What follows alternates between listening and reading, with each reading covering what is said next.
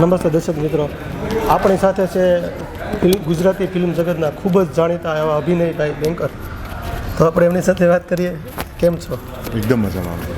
હમણાં બહુ સમય પછી દેખાણા છો, તો ક્યાં હતા અત્યાર સુધી?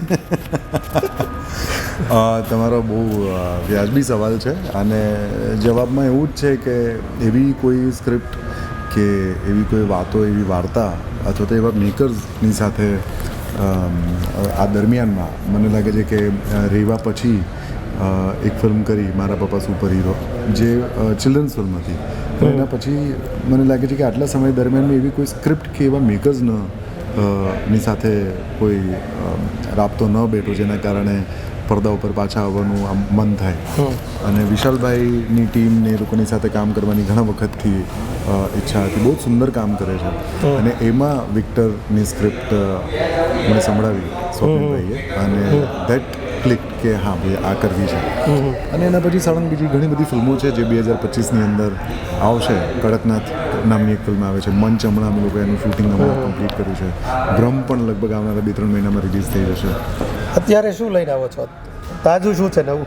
તાજામાં તાજું એકદમ તવા ઉપરથી ઉતરતું એ તો ટ્રેલર તમે જોયું જ છે, વિક્ટર 303, જે 3 જાન્યુઆરી હવે રિલીઝ થવા જઈ રહી છે, જે 2025ની પહેલી ફિલ્મ રિલીઝ થઈ રહી છે અને પહેલી ગુજરાતી ફિલ્મ. એ બાબતનો ખૂબ ગર્વ છે. એ પછી આવે છે ઘણું બધું. એ પછી ઘણું બધું છે. વિક્ટરમાં શું છે તમારા માટે? તમે જે વાત કરી કે હું બધી સ્ક્રિપ્ટ ને એવું બધું ઘણું બધું વિચારું છું, તો એવું શું છે કે અભિનયભાઈ વિક્ટરમાં નવી એન્ટ્રી ફરીથી 2025 જ કહી શકાય હવે આપણે 2025. હા, એટલે એવું શું છે વિક્ટરમાં કે 2025માં વિક્ટર લઈને આવી રહ્યા છે? વિક્ટરમાં ઘણી બધી વસ્તુઓ છે જે આપણા ત્યાં હંમેશા પ્રેક્ષકો કહો કે ઇન્ડસ્ટ્રીના લોકો કહો કે આ પ્રકારની ફિલ્મો કેમ નથી બનતી. બહારની ફિલ્મો જોઈને આપણે ખૂબ અંજાઈ જતા હોઈએ છીએ, બીજી ભાષાની કે રાષ્ટ્રીય કક્ષાની ફિલ્મો જોઈને. અને દરેકને એવો પ્રશ્ન થાય છે કે આવી ફિલ્મો આપણી ભાષામાં કેમ નથી બનતી. તો એવું કોન્ટેન્ટ, એવી ફિલ્મ, પણ છતાંય આપણા ગુજરાતી રૂટ્સ, આપણી પોતાની ભાષા, આપણી પોતાની લહેજો, લહેકો, એ બધું જ આ ફિલ્મની અંદર છે.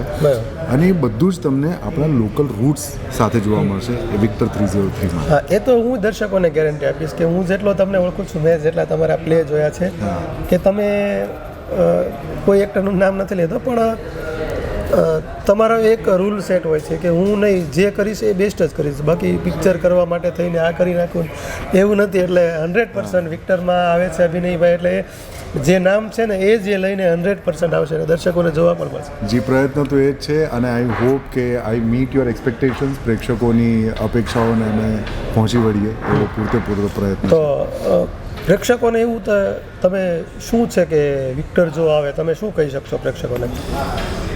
એ જ છે કે જે આપણે ગુજરાતી ભાષામાં, આપણી બોલીમાં, આપણું કલ્ચર જે છે અથવા તો આપણું ટ્રેડિશન જે છે, જેનો આપણે ખૂબ ગૌરવ લેતા હોઈએ છીએ, એ જ્યારે આપણે સિનેમાના પડદે જોતા હોઈએ છીએ.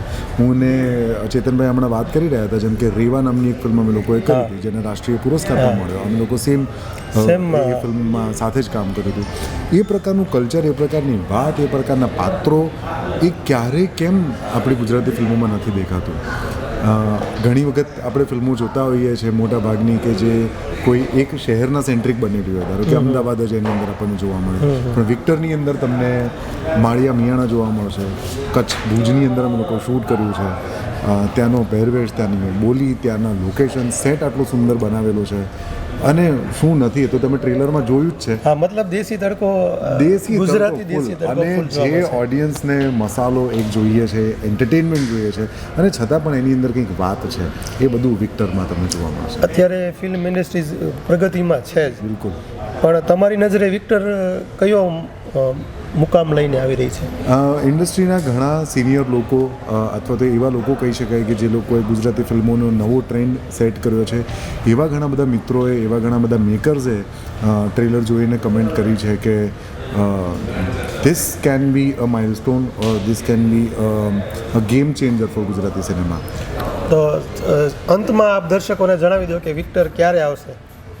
વિક્ટર 303 આ ફિલ્મ 3 જાન્યુઆરી 2025ની પહેલી ફિલ્મ રિલીઝ થવા જઈ રહી છે.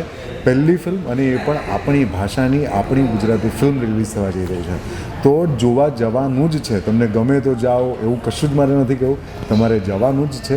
કારણ કે આ ફિલ્મ તમને ગૌરવ અપાવે એવું છે. મસાલા એન્ટરટેનમેન્ટ તમે ફેમિલી સાથે બેસીને જોઈ શકો એ પ્રકારની ફિલ્મ છે. હું પણ દર્શક મિત્રોને ખાસ કહીશ કે અભિનયભાઈ છે એટલે 110% તમને પિક્ચરમાં હરેક વસ્તુ જોવા મળશે.